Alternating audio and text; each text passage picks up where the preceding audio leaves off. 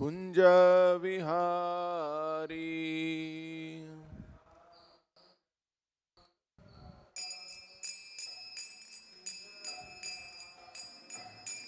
जय राधा माधव कुंज विहारी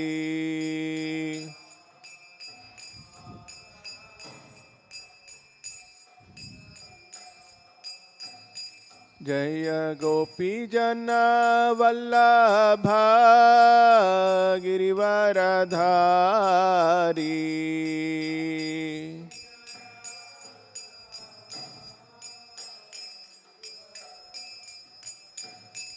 जय गोपी जन वल्लभ गिरिवरधारी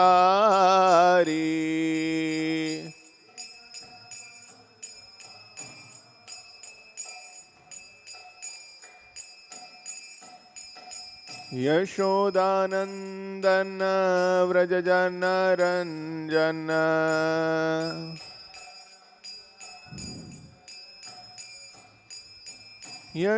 यशोदानंदन व्रज जन रंजन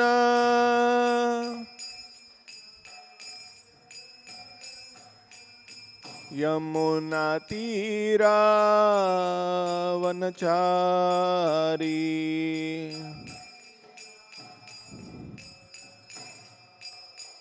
यमुना तीरा वनचारी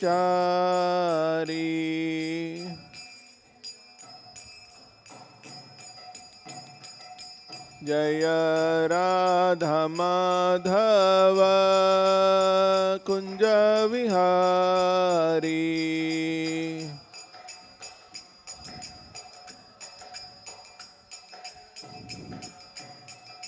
जय गोपी जन वल्लभ गिरिवरधारी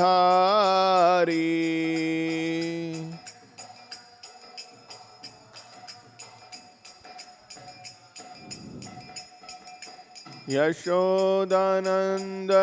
व्रज जन रंजन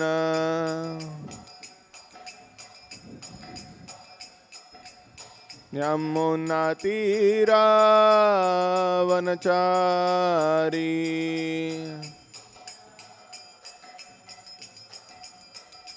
जय राधा माधव कुंज विहारी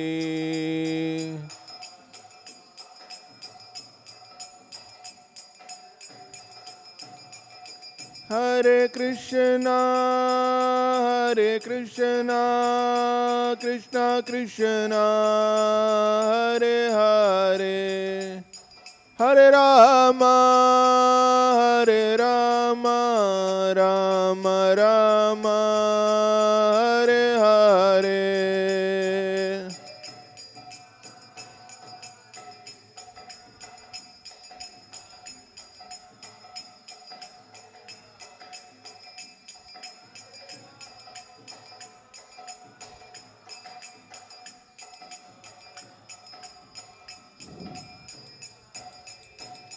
जय कृष्ण रुक्मिणी जय सत्यभामा कृष्ण रुक्मिणी जय सत्यभामा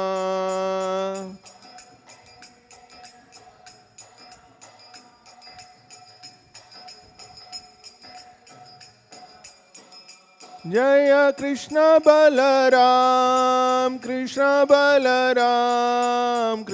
बलराम जय कृष्ण बलराम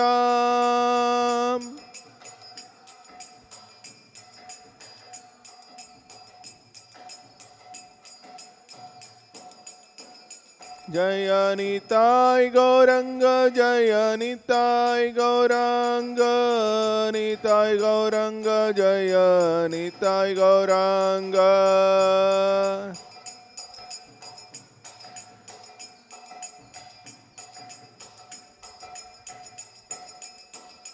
जय जय प्रभुपाद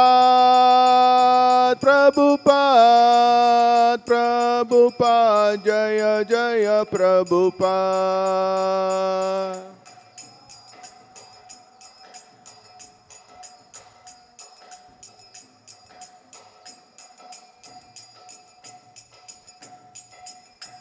जय ओम Vishnupad Paramhans परिव्राजकाचार्य अष्टोत्र शतश्री श्रीमत् his divine grace अभय चरणारविंद भक्ति वेदांत स्वामी शील प्रभुपाद की ग्रंथराज श्रीमद् भागवतम की जय।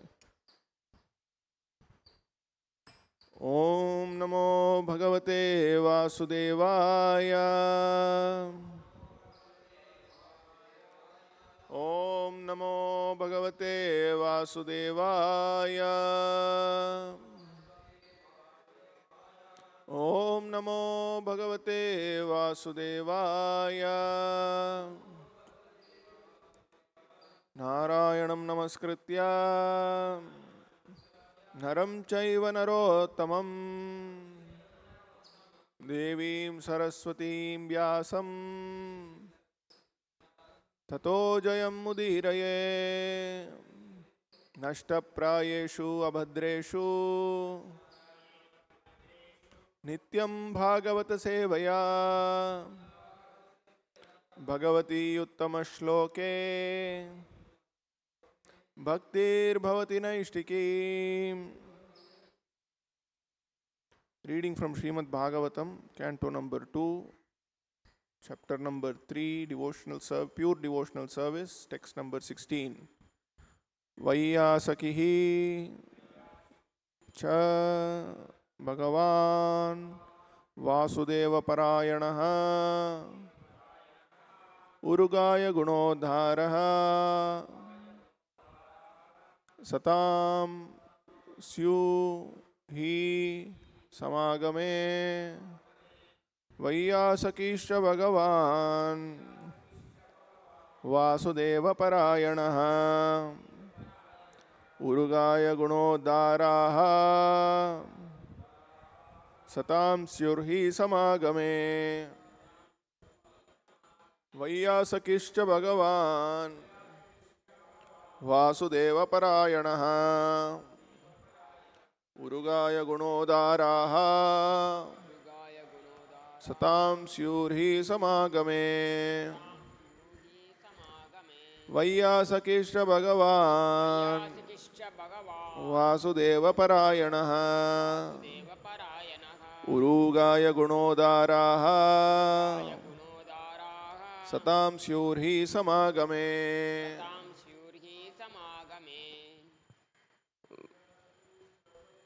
Vaiyasakisha Bhagavan Vasudeva Parayanaha Urugaya Gunodharaha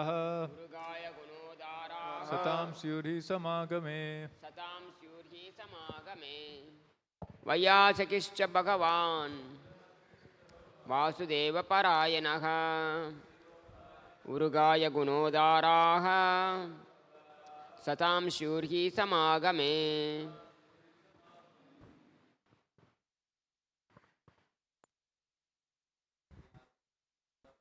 Vaiyasakisha Bhagavan Vasudeva Parayanaha Urugaya Gunodharaha Satam Syurhi Samagame.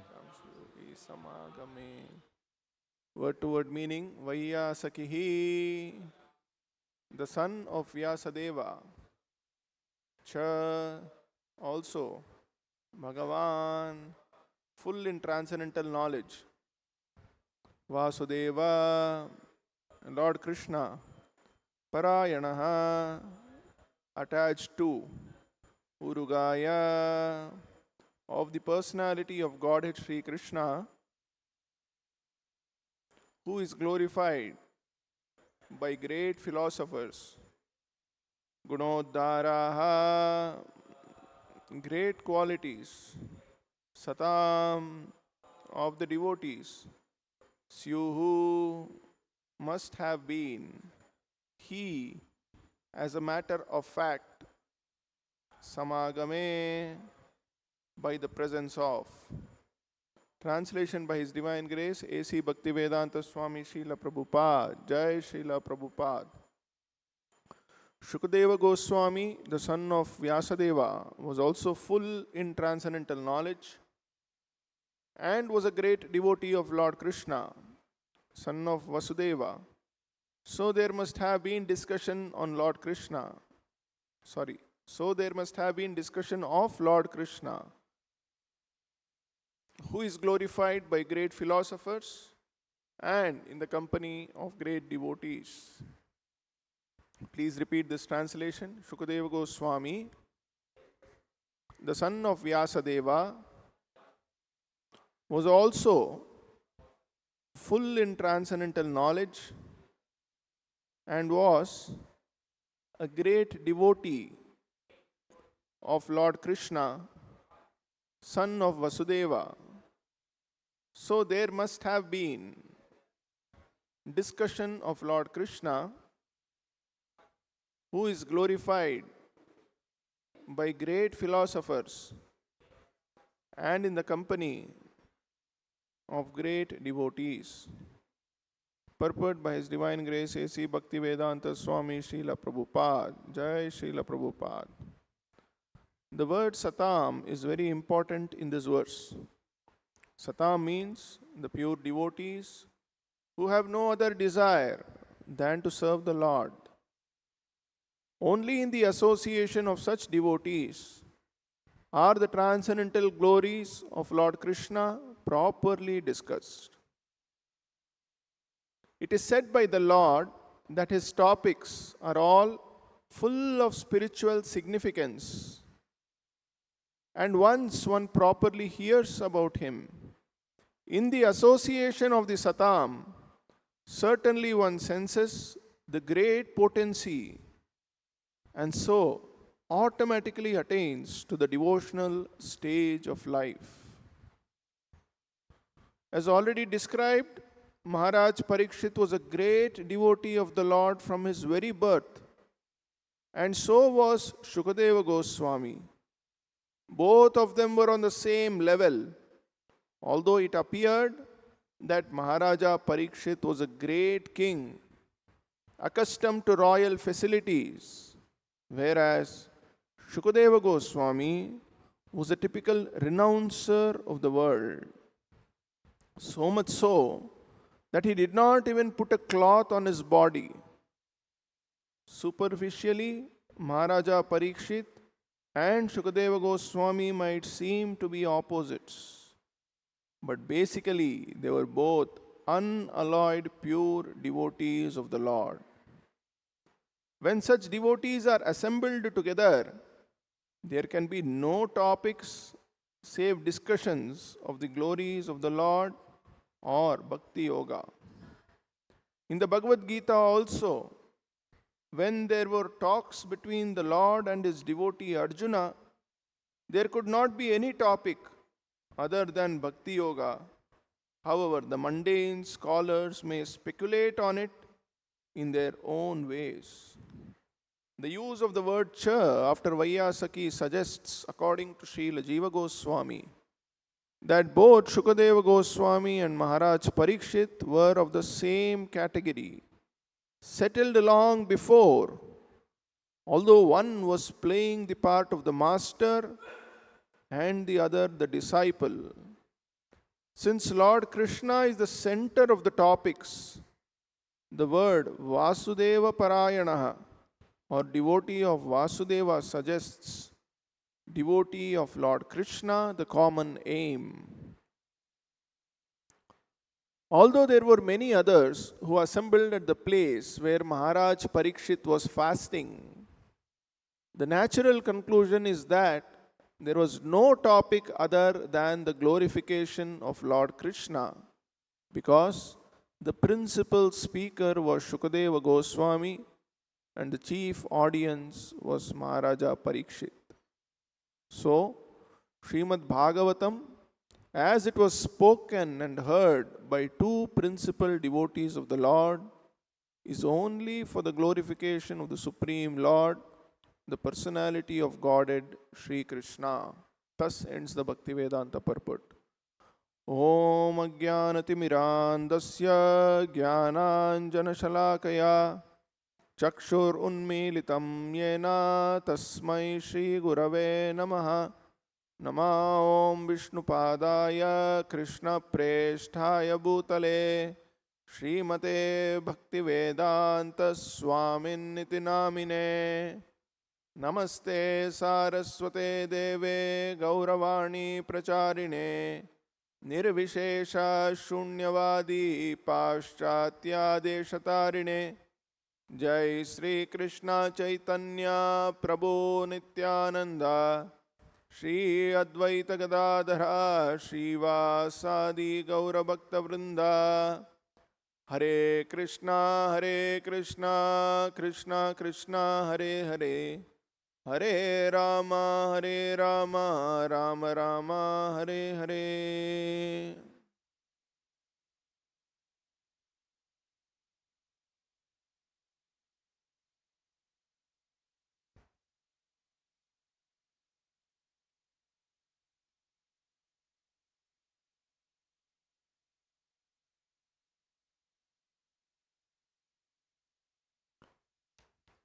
So this is a conversation that we are reading between the sages of Naimisharanya and Suta Goswami.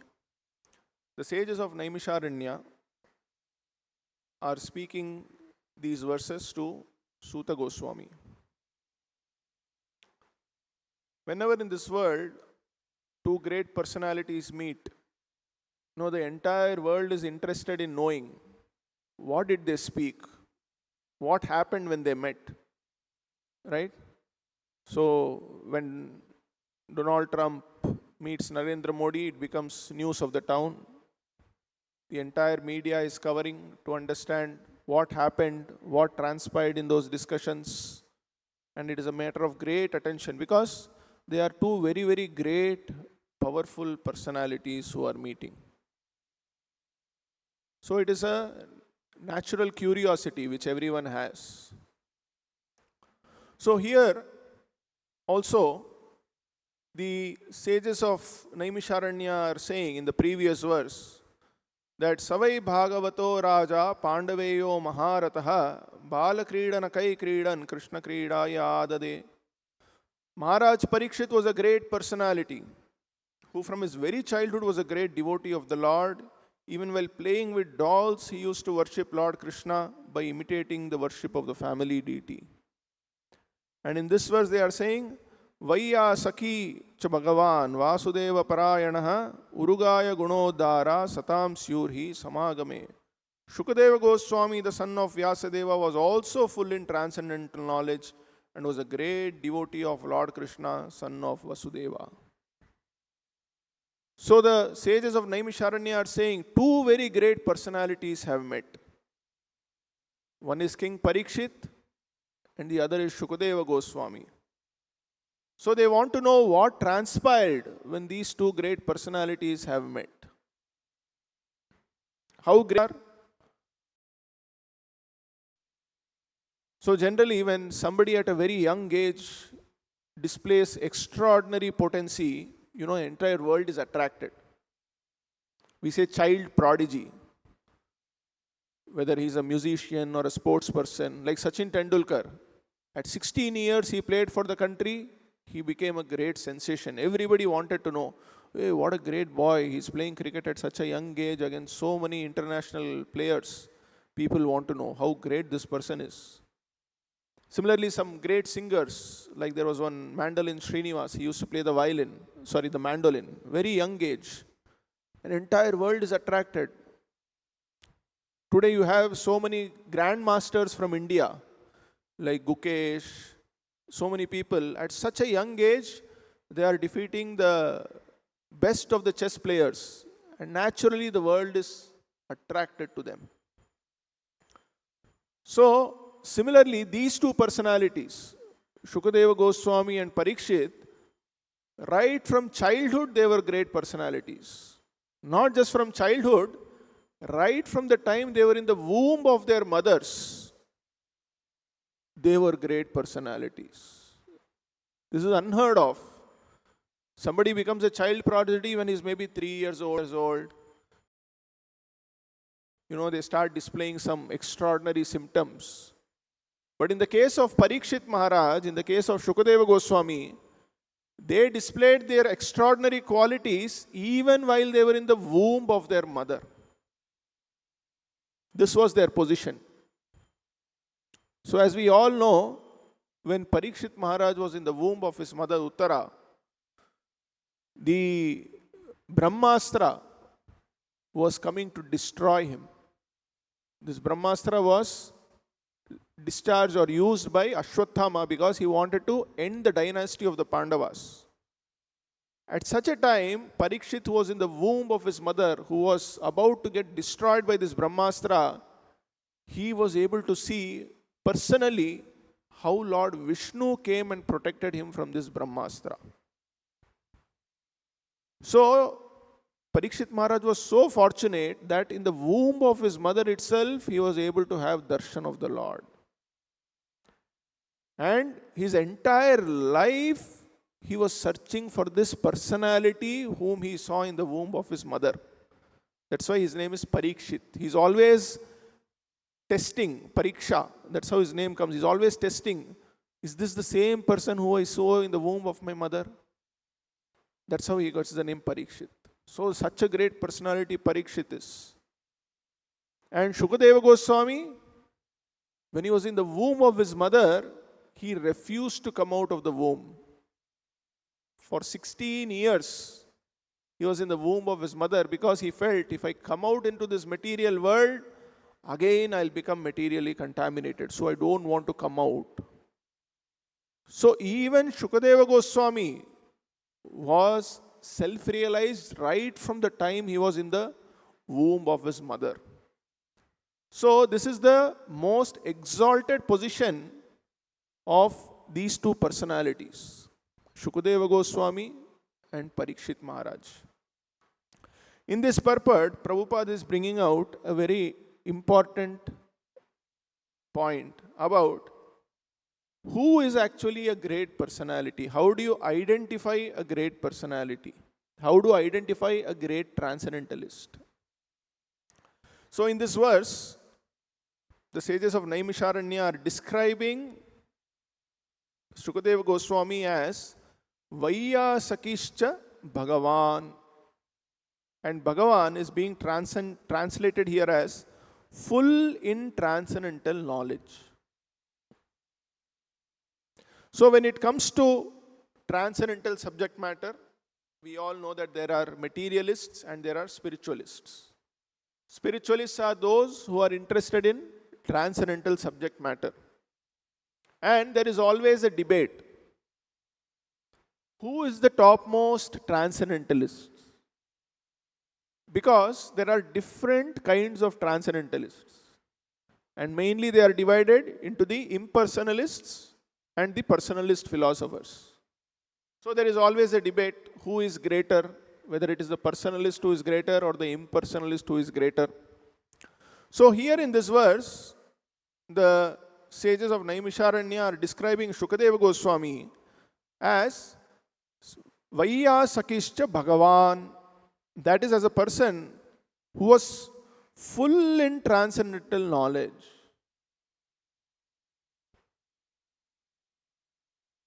So why are they describing Shukadeva Goswami as being full in transcendental knowledge?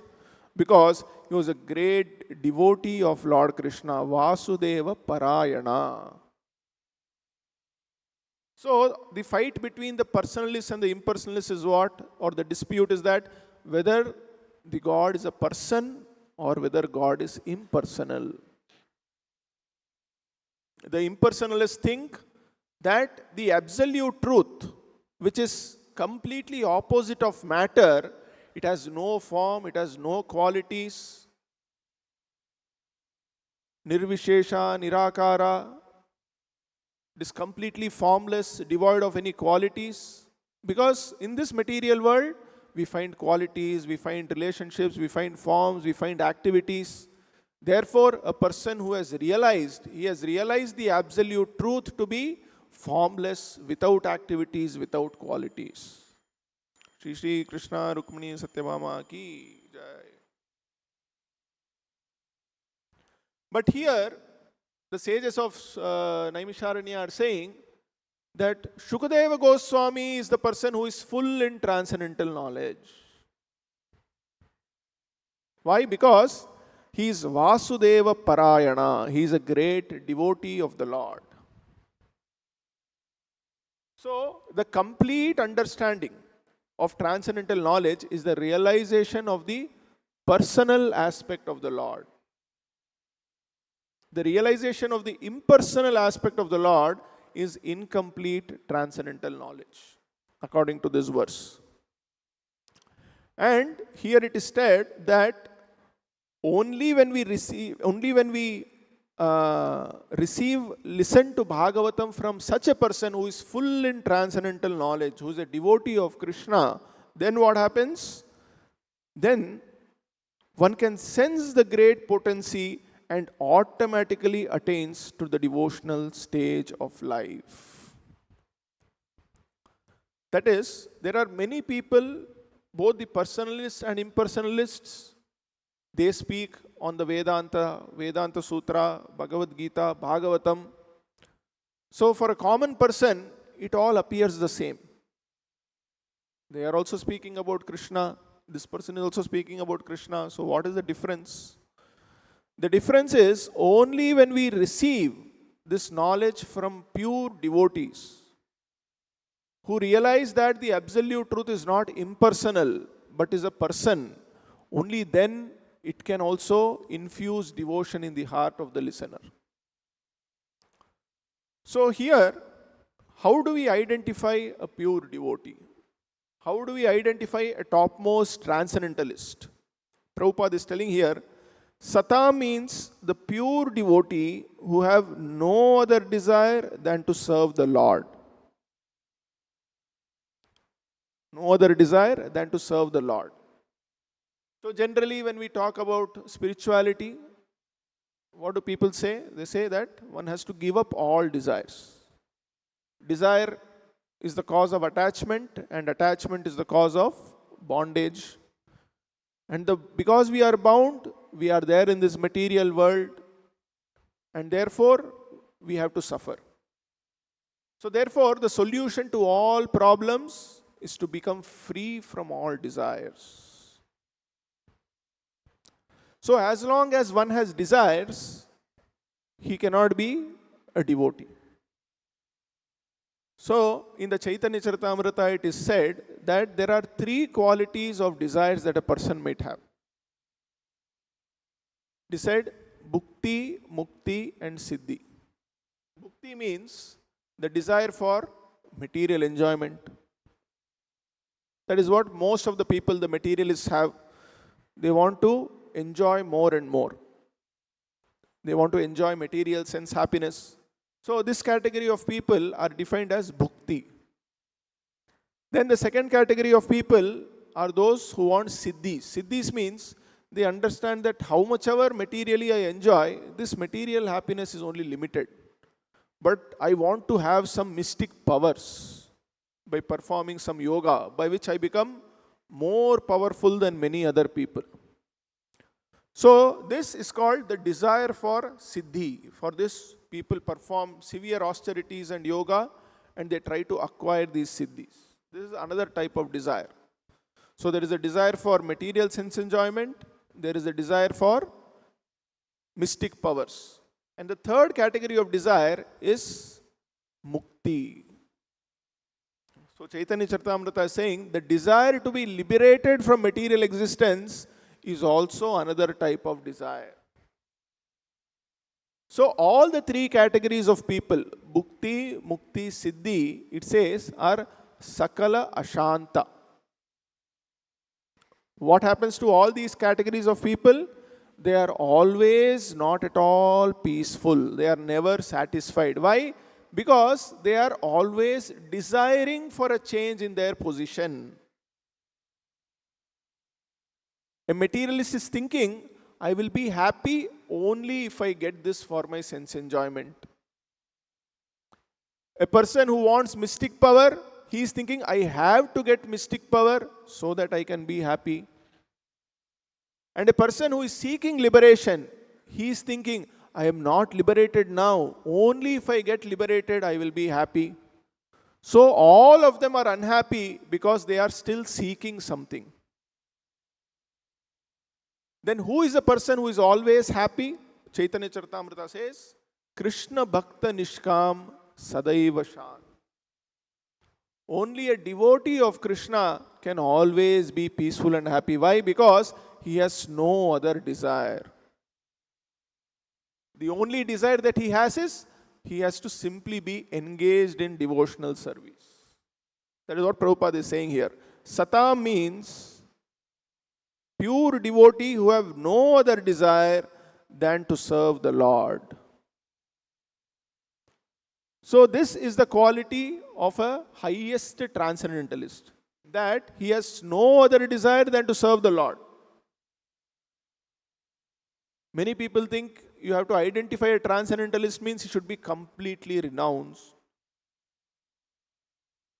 He should not even wear any clothes. He should not touch money. Completely aloof from all material things. No, that is not the way you identify a pure devotee. Prabhupada is explaining here in the purport that both Shukadeva Goswami and Parikshit Maharaj, even though they were great personalities, externally they appeared completely opposite. Both of them were on the same level, although it appeared that Maharaj Parikshit was a great king accustomed to royal facilities, whereas Shukadeva Goswami was a typical renouncer of the world, so much so that he did not even put a cloth on his body. Superficially, Maharaj Parikshit and Shukadeva Goswami might seem to be opposites, but basically they were both unalloyed, pure devotees of the Lord. So, pure devotees are not identified by externally what they are doing, externally how they are dressed, externally what their activities are. This is not the symptom by which we identify a pure devotee. A pure devotee can be in any varna or ashrama.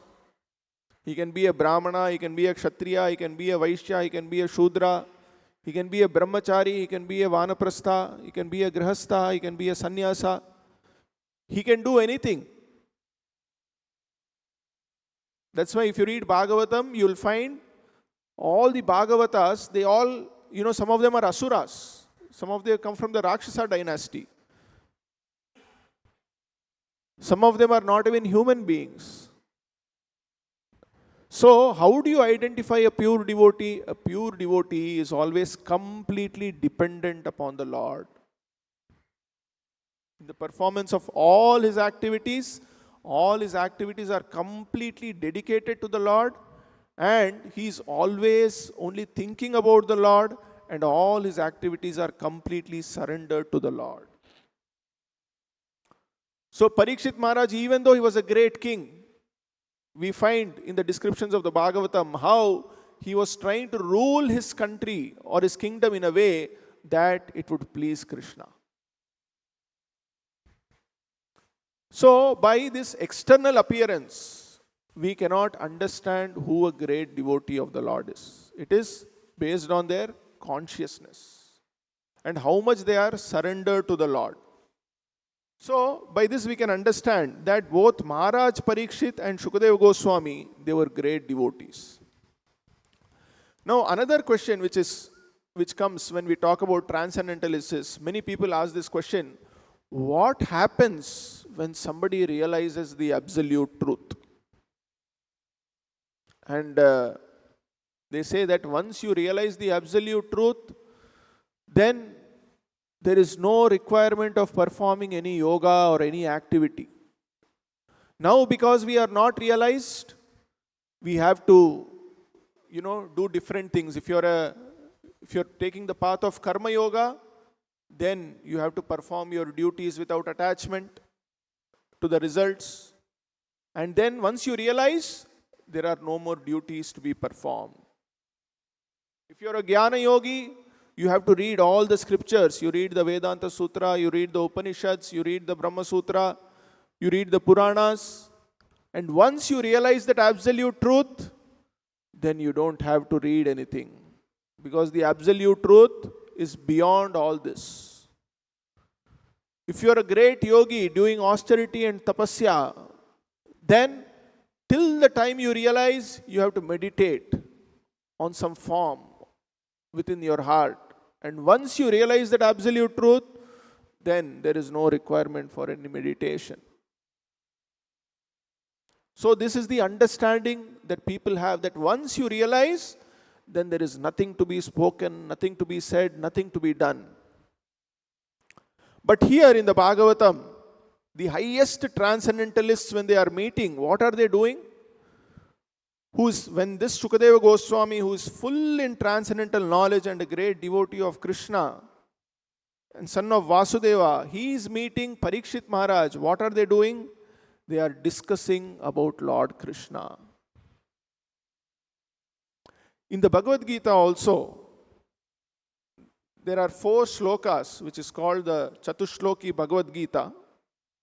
And here also it is described that what actually is the symptom of a self-realized person, of a person who has realized the highest state of transcendental knowledge. When he comes to that stage, what is it that he does? So, in the Bhagavad Gita, the 4 shlokas, which Krishna says is a Chatushloki, is from 8, 9, 10 and 11.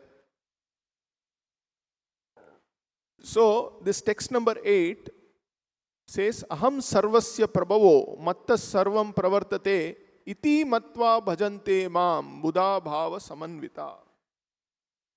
So the highest state of realization, Krishna says, is to realize that I am the source of all spiritual and material worlds. This is the state of realization. What? That Krishna is the source of everything, and mattas sarvam pravartate, everything emanates from me. Iti matva bhajante mam buddha bhava samanvita. Buddha means a wise man. The wise man who perfectly know this, know what? That Krishna is the source of everything. What do they do? Iti matva bhajante mam. So what does a self-realized person do? He starts worshipping me with all his heart. So he is not silent. He is not inactive. What is a self-realized person doing?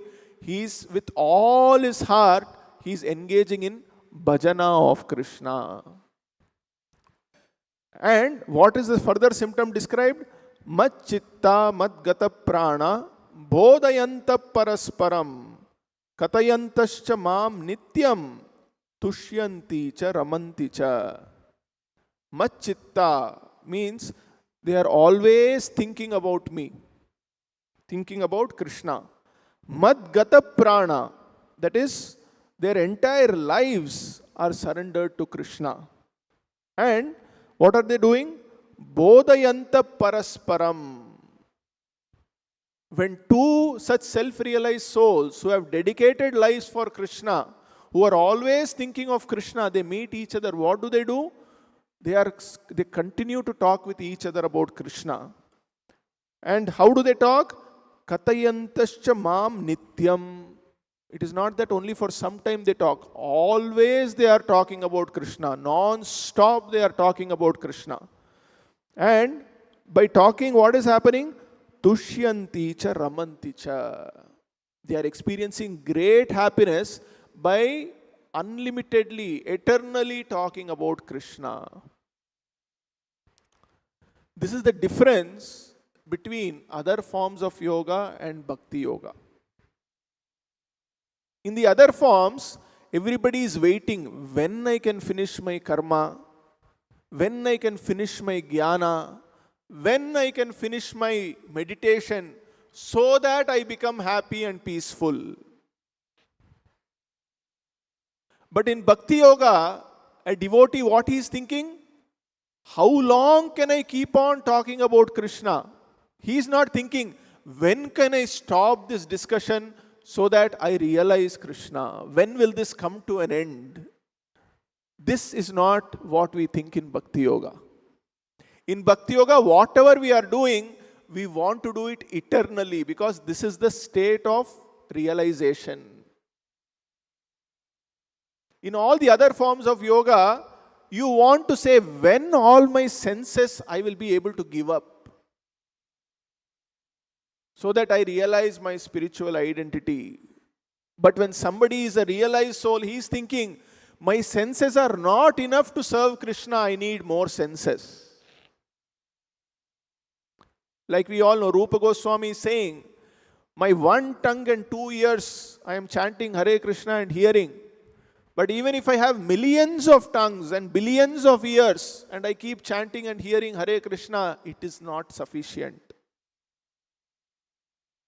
Ananta, who is having so many heads, he is saying, with all my mouths I am glorifying the Lord, but even then I am unable to complete the glorification of the Lord. Why?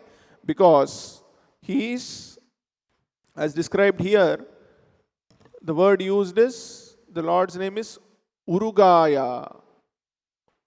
Personality of Godhead who is glorified by great philosophers. Gunodhara. He is Urugaya Gunodhara. He has got unlimited transcendental qualities. So the highest realization of the absolute truth is not that the absolute truth has no qualities, no form, no pastimes, and therefore you are taking to a practice where what you realize ultimately is what? Zero.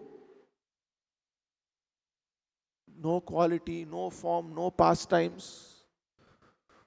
So Prabhupada used to say many times in his discussions, he says, ultimately if you say the absolute truth is zero, why are you writing pages and pages and pages and pages of books?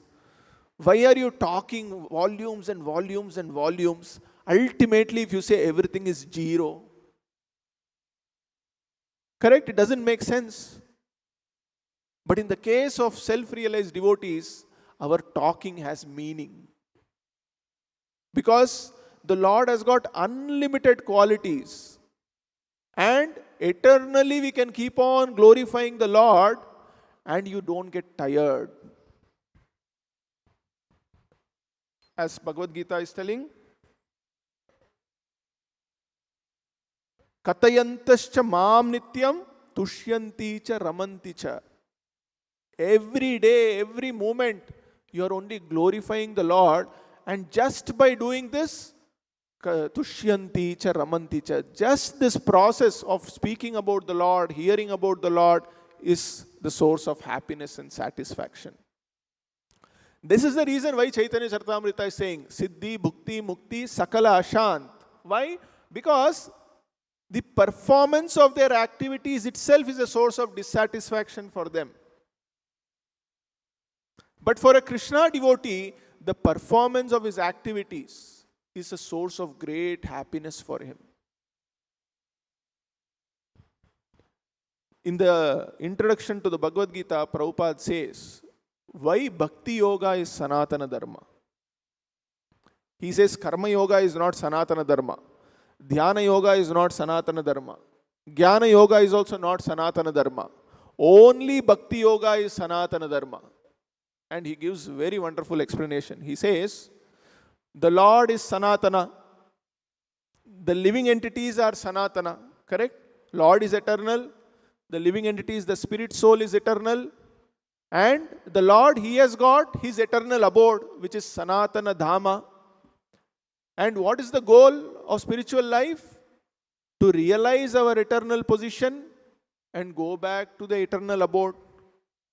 And what do you do in that eternal abode? You eternally serve the Lord. And this service to the Lord eternally is only called Bhakti Yoga.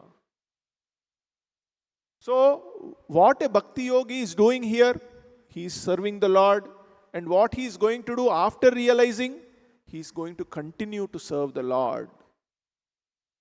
Katayantascha mam nityam. Nityam means it will continue even after realization. Just like Parikshit Maharaj and Shukadeva Goswami, it is not that they are striving to become self-realized, they are already self-realized. And what is happening when two self-realized people are meeting? They are not silent. Katayantascha mam nityam. Bodhayanta parasparam. And by doing this Bodhayanta parasparam and Katayantascha mam nityam, what is happening? Tushyanti cha ramanti cha. They are experiencing great happiness and joy. So, it is only Bhakti Yoga which is Sanatana Dharma, because Even before self-realization, one is engaged in the service of the Lord, and after realization also, this person is being engaged in the service of the Lord. So this is actually our eternal activity. What is our eternal activity? To always be engaged in the service of the Lord, to always hear about the activities of the Lord, to always glorify the activities of the Lord. This is our eternal duty.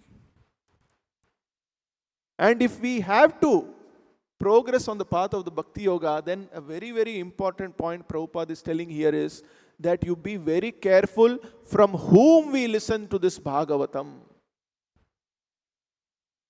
Because Bhagavatam is also spoken by impersonalists today. People wear tilak and kantimala, and they say that whether you worship Shiva, Krishna, it is all the same. You are also God, he is also God. You just have to realize, that's all. If we listen from such people, Bhagavatam, we cannot relish the Bhagavatam. We cannot come to this understanding. Bodhayanta parasparam katayanta shamam nityam tushyanti cha ramanti cha. We cannot come to that state. Prabhupada says, even though the Bhagavatam is very, very potent, Bhagavad Gita is very, very potent, when you hear it from a person who is not a satam, who is not a devotee, then that Bhagavatam or Bhagavad Gita does not have its potency. Because it is like milk touched by the serpent. So a very important thing for aspiring spiritualists is we have to identify a bona fide spiritual master who is a satam. And identification of a bona fide spiritual master is not based on external appearance. Somebody might wear tilak, somebody might wear kantimala, somebody might be born in a sampradaya which is the Vaishnava sampradaya also. But is he having this understanding that the descriptions in the Bhagavatam, in the Bhagavad Gita are eternal truths? Is he having this conviction that my eternal goal, even after self-realization, is to simply keep glorifying the Lord and to be engaged in His service? If this understanding is not there, no matter how renounced a person is, no matter how scholarly a person is, no matter how attractively a person is able to speak and attract followers, it will not have the desired effect by accepting such a non-satam person as a spiritual master. Prabhupada's disciples, when they first came to Vrindavan, many of them, not many, few of them, they started going and listening from many Babajis and sadhus of Vrindavan. And Prabhupada always used to caution them against this. Because Prabhupada knew that these people externally appear renounced. They had not dedicated their lives only for Krishna. They were either in the category of Siddhi, Bhukti or Mukti, even though they were speaking from the Bhagavatam. And disciples who listened to Prabhupada and who stuck to listening to Prabhupada, they were able to make spiritual progress. But some unfortunate devotees, they fell away even from devotional service.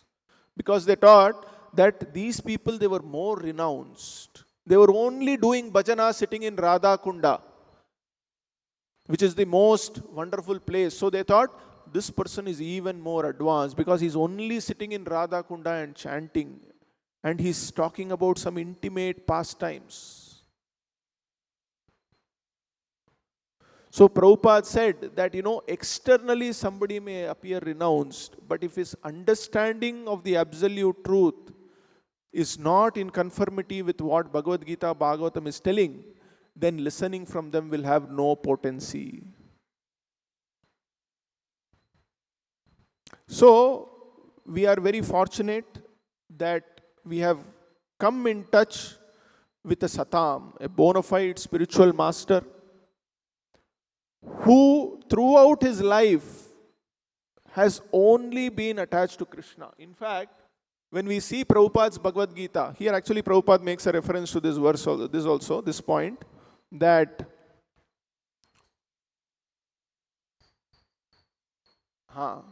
about the Bhagavad Gita. In the Bhagavad Gita also, when there were talks between the Lord and his devotee Arjuna, there could not be any topic other than Bhakti Yoga. However, the mundane scholars may speculate on it in their own ways. Many times when we give our Bhagavad Gita books to many people, some of them read, and after reading they say, Swamiji, in every page Prabhupada is only telling Krishna, Krishna, Krishna.